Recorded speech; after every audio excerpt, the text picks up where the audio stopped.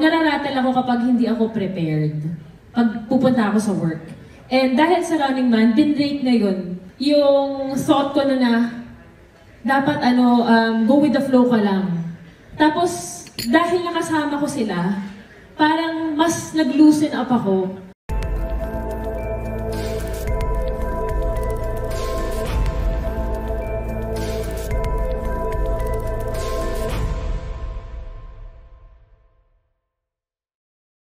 Liza, let me ask Liza this question.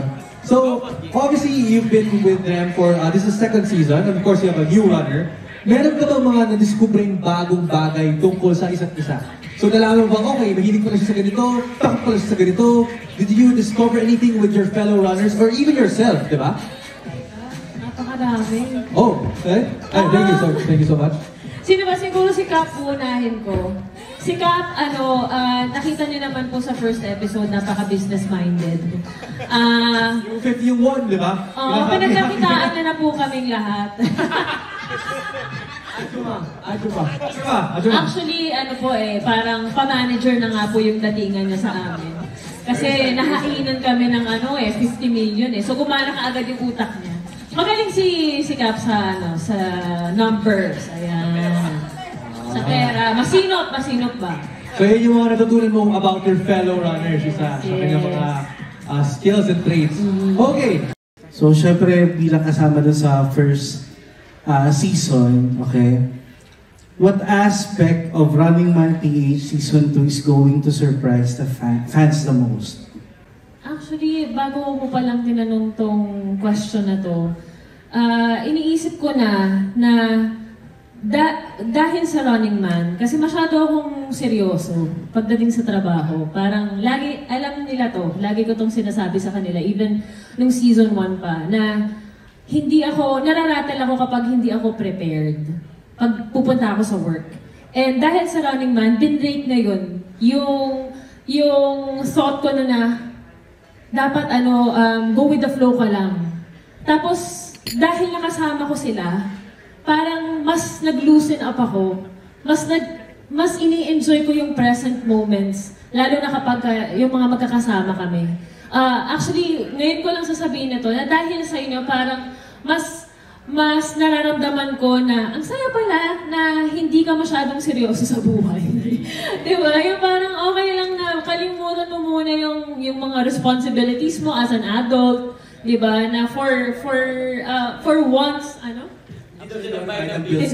yung mga bills, wag mo muna masyadong isipin. Wag mo na bayaran.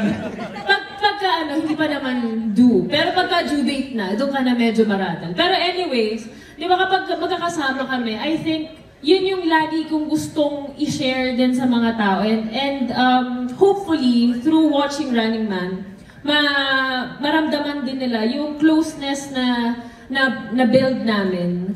And parang siguro sa akin, kapag pinapanood nyo kami, sana din maramdaman nila na, oy, ang saya pala maglaro, ang saya pala maging bata ulit.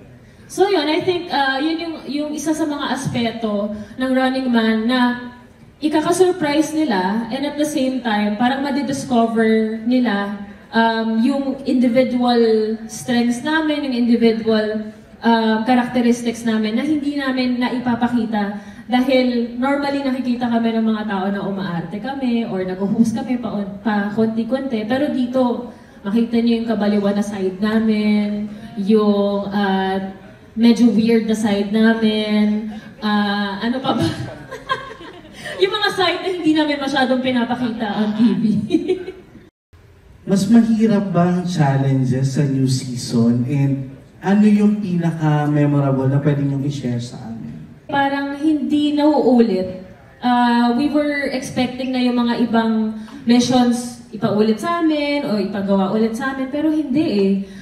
Tapos, nasanay tayo, especially yung mga fans ng Running Man, na every episode may name tag ripping. Dito sa Season 2, ibang klaseng name tag ripping yung ginagawa. Yun nga eh, tama si Mikael na napaka-creative nung pagkakasulat or pagkakabuo nitong mga missions namin. Kasi talagang hindi kami prepared. sa kahit na ano, siguro yung pinakamalaking preparation lang namin is yung i-protect yung sarili namin na hindi kami magkasakit, yung sa lamig. Kasi yun talaga yung una, bago kami lumipad, talagang yun yung iniisip namin paano natin poprotektahan yung sarili natin sa mga lamig. Especially kapag ka nag-gripping or kapag ka gumagawa tayo ng mga missions. Pero this time, masasabi ko na napaka-diverse ng mga missions na ginawa. Kung akalain mo, 'di ba? Kung akalain mo na physical yung mga gagawin namin or kahit kami ini-expect namin na oy, physical to, so workout kami the night before or the day before. Pero kinabukasan kakain lang kami. Yung gano'n, yung nasayang yung workout. Pero ayun yung talagang charm ng Running Man eh. Hindi mo talaga alam kung anong mangyayari. Pero kahit kagaya ng song yung kagaya ng theme song ng Running Man, go lang ng go, kaya mo to, let's rock and roll.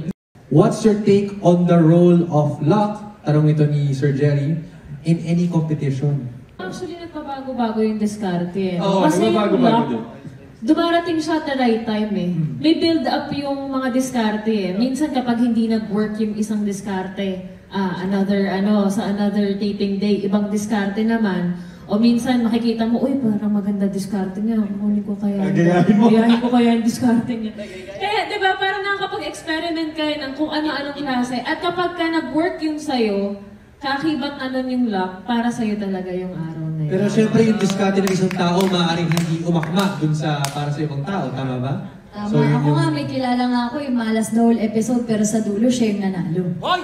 Syempre, abangan na lang natin mga kapuso kung anong episode yun, di ba? Gulo mo sa akin yun.